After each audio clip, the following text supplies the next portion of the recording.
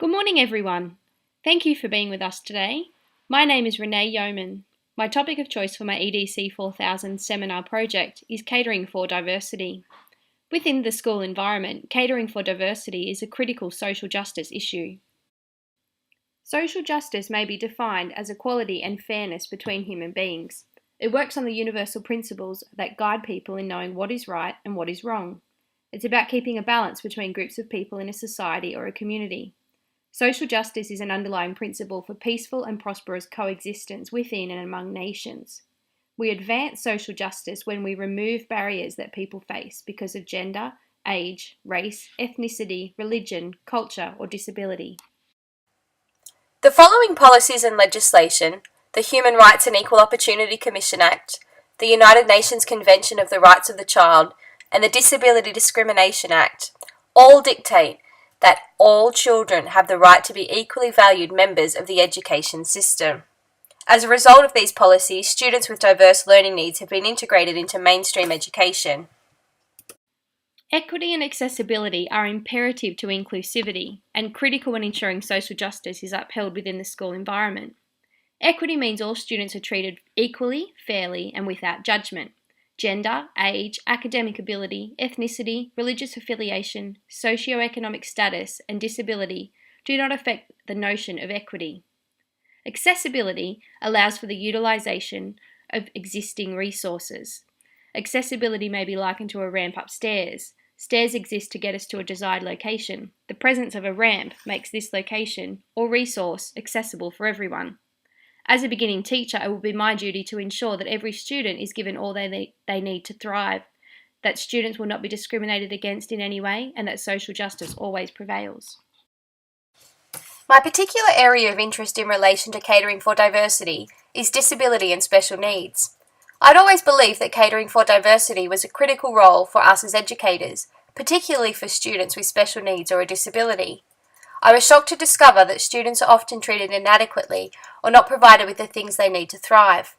I was shocked and saddened by this discovery.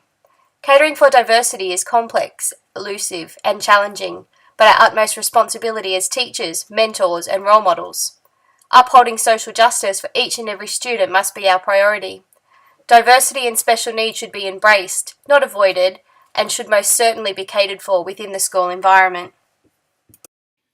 The issue that I encountered on my professional experience at a small public school on the outskirts of Newcastle in New South Wales demonstrated a scenario where a student was discriminated against due to his disability. The parents of a student with spina bifida, let's call him Cooper, approached the school, which did not have disabled access at the time, for enrolment. The family reported they had contacted 6 other schools, 2 private, 4 public, and were turned away from every one. The school welcomed the student with open arms, promising to attain the necessary resources to enable him to attend the school and have everything he needed to thrive. Cooper's story has inspired me to seek ways in which we may rectify scenarios where students are not treated fairly or are turned away due to their special needs. I feel it is a horrendous example of social justice not being upheld within the school context. Spina bifida is Latin for split spine, where the spinal cord and nerves are exposed on the surface of the back instead of being encased in the spinal column. In Cooper's case, he's completely unable to walk and is confined to a wheelchair at all times. In addition to his physical limitations, his cognitive, social and emotional development is also affected. Cooper has a twin sister, let's call her Lucy, who is not affected by spina bifida.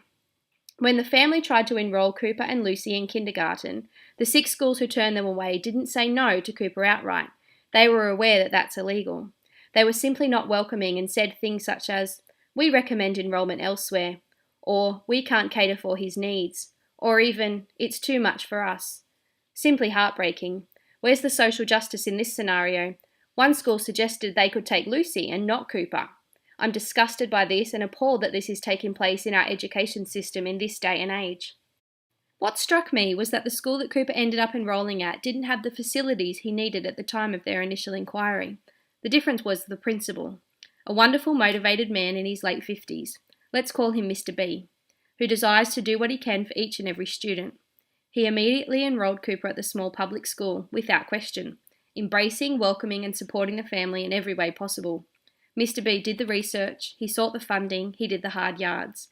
It wasn't an easy process, but he never, not for a moment, doubted that his school could provide everything Cooper needed. Cooper's condition is severe, but the principal has gone above and beyond to enable him to attend school just like his twin sister, and it's been simply heartwarming and inspiring to see. The $300,000 that the school spent on ramps to enable Cooper to get around pales into insignificance when we consider the ramifications of doing nothing.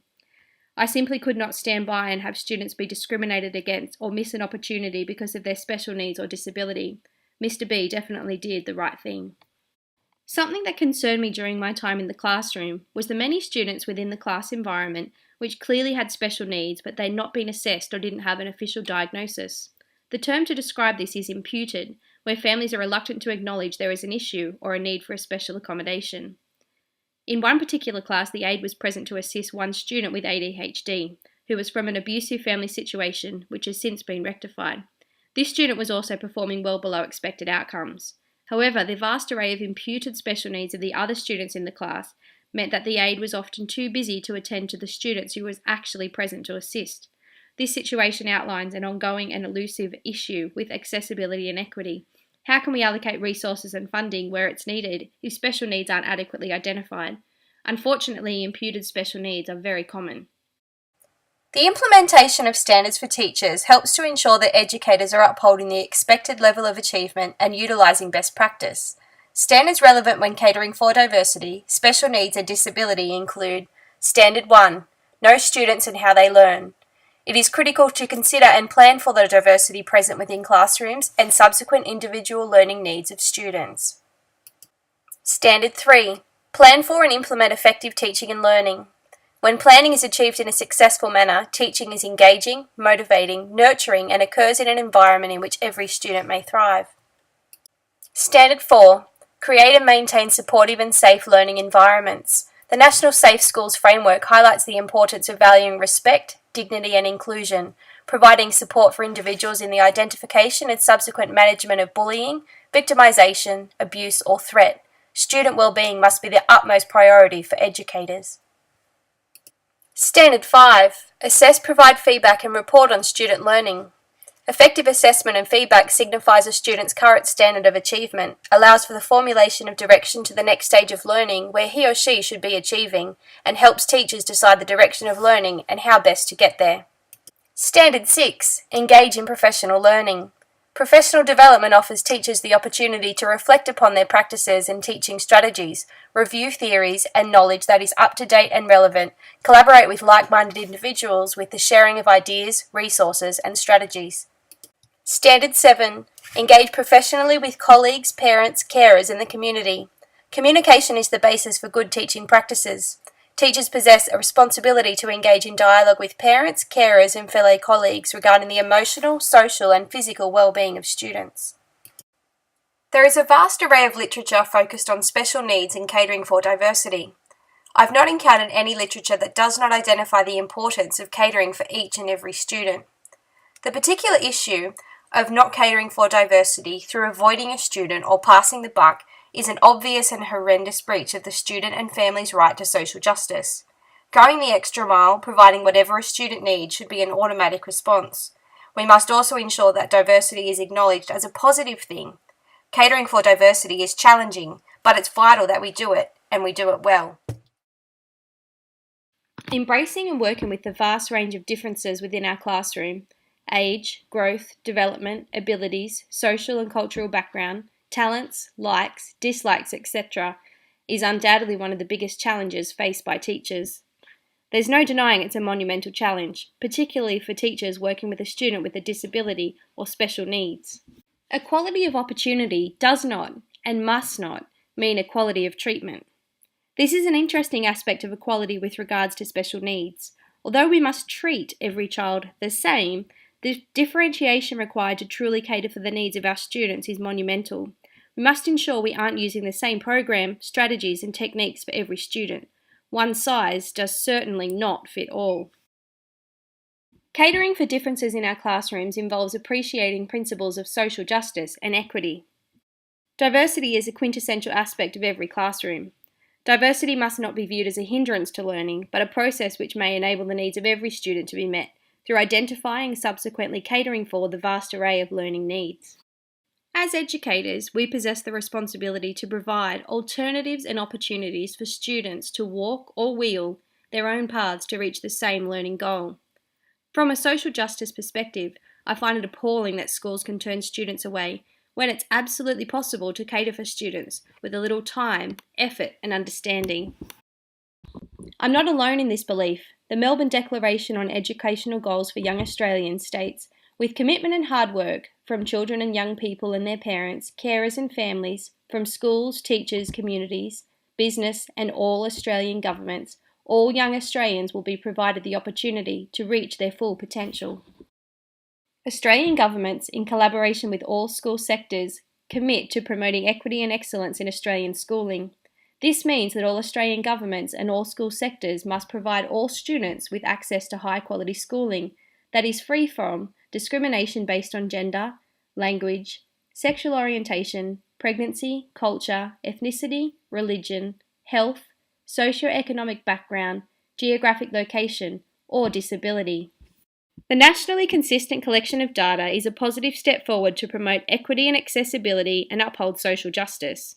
Students with a disability or special needs and requiring a special accommodation of any kind may be catered for. The funding, resources and interventions may only be allocated fairly and appropriately if accurately documented. This is both an exciting and encouraging time to be entering the teaching profession. The nationally consistent collection of data was launched in 2013. It is currently being implemented in 70% of New South Wales public schools.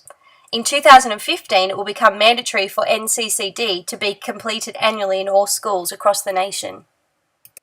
The New South Wales Department of Education and Communities Learning and Engagement Team have highlighted the National Education and Disability Reform, which encompasses professional teaching standards, empowering local schools, performance and accountability, Australian curriculum, national data collection, students with disability, combined with the DDA, Disability Discrimination Act, Disability Standards for Education, the National Disability Strategy, and the National Disability Insurance Scheme. I see this as the way forward for ensuring we may adequately cater for special needs and disability, whilst upholding the principles of social justice. With disability being such a complex issue, I've included a handout with a detailed definition of disability to further your understanding. I've also included some documents to assist you, identifying the broad categories of disability and also a flowchart to identify how to seek assistance if you think a student may have a disability or a special need.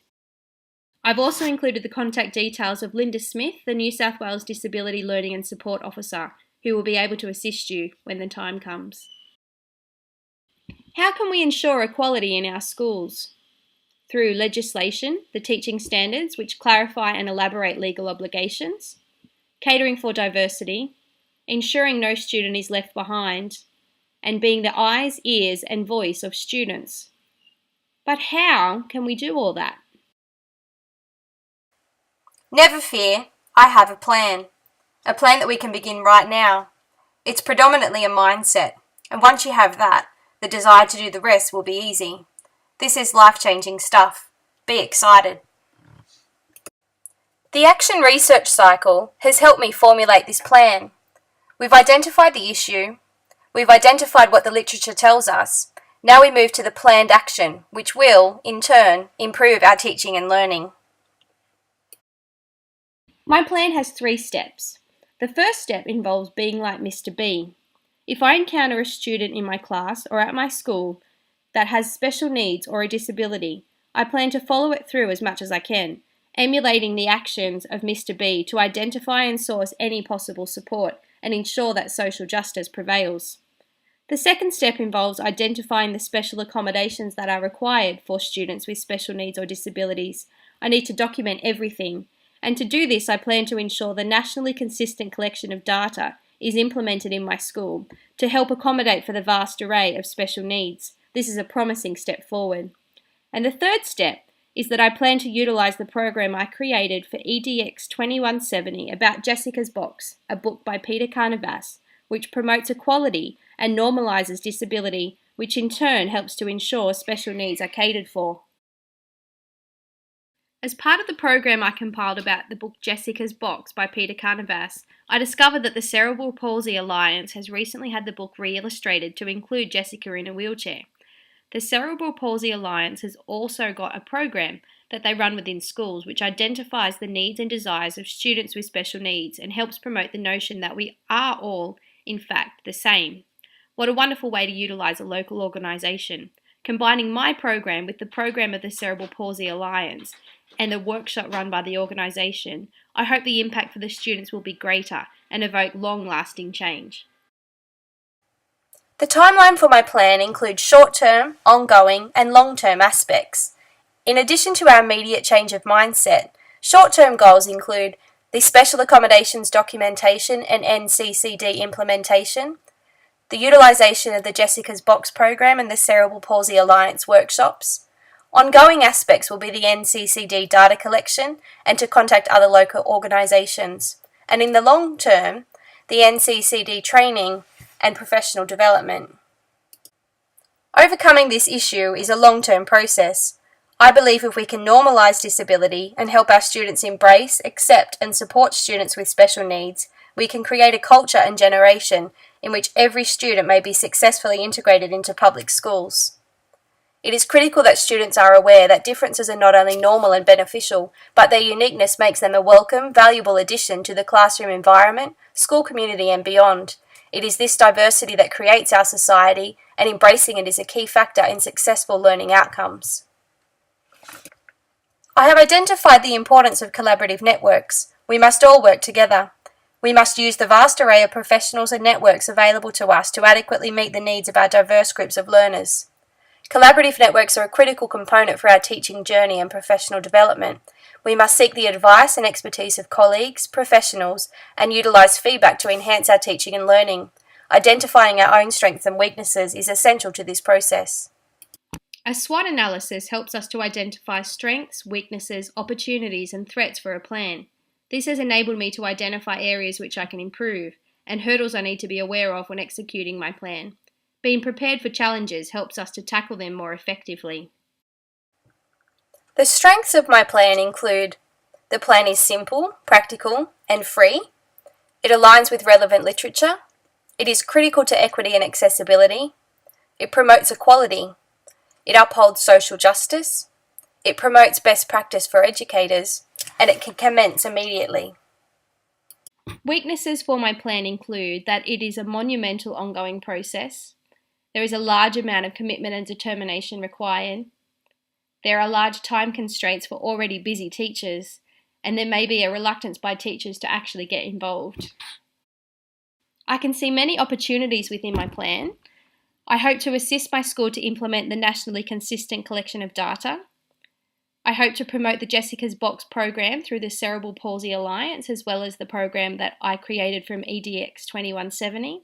I plan on contacting local agencies and organisations to see if there are any other workshops or programs they can assist us with.